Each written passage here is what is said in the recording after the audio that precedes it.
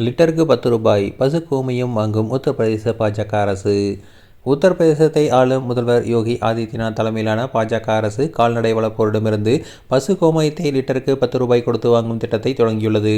சோதனை முயற்சியாக தொடங்கப்பட்டுள்ள இந்த திட்டத்தின் பின்னணி பற்றி தற்போது தகவல்கள் வெளியாகியுள்ளது.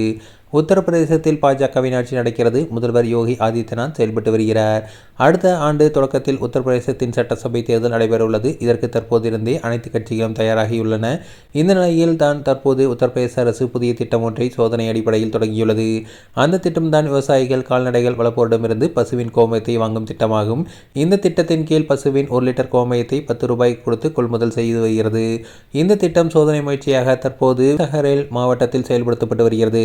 முதற்கட்டமாக அங்குள்ள 15 கிராமங்களில் இந்த திட்டம் செயல்படுத்தப்பட்டு வருகிறது. இவ்வாறு பெறப்படும் இந்த கோமயத்தை விவசாயத்திற்கு பயன்படுத்த திட்டமிடப்பட்டுள்ளது. தற்போது ரசாயன உரங்களின் பயன்பாடு அதிகரித்து வருகிறது. இதனை குறைக்கும் வகையில் இயற்கை விவசாயத்திற்காக மாற்று திட்டத்தில் மூலப்பொருளாக பசுவின் கோமயத்தை பயன்படுத்த திட்டமிடப்பட்டுள்ளது.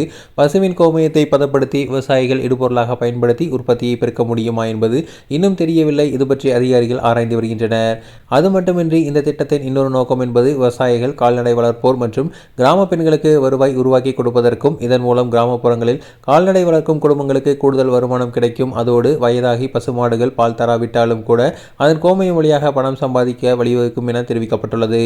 அது மட்டுமின்றி கோமயம் சேகரிக்கும் பணிகள் கிராமப்புற பெண்களுக்கு வழங்கப்படுகிறது. இவர்களுக்கு 1 லிட்டருக்கு 2 ரூபாய் கமிஷன் வழங்கப்படுவதன் மூலம் அவர்களின் வருமானம் பார்க்க முடிகிறது. முதல் கட்டமாக இந்த திட்டத்தில் 300 பெண்கள் இணைந்து கோமயம் சேகரிப்பில் ஈடுபட்டு வருகின்றனர்.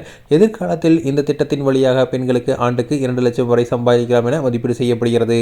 இப்போது தினமும் 500 லிட்டர் கோமயம் சேகரிக்கப்பட்டு வருகிறது. இந்த திட்டத்தை இன்னும் எளிமையாக செயல்படுத்த ஒவ்வொரு கிராமங்களிலும் 200 லிட்டர் கோமயம் சேகரிப்பு மையங்கள் உருவாக்கப்படும் பிளானை அரசு வைத்துள்ளது.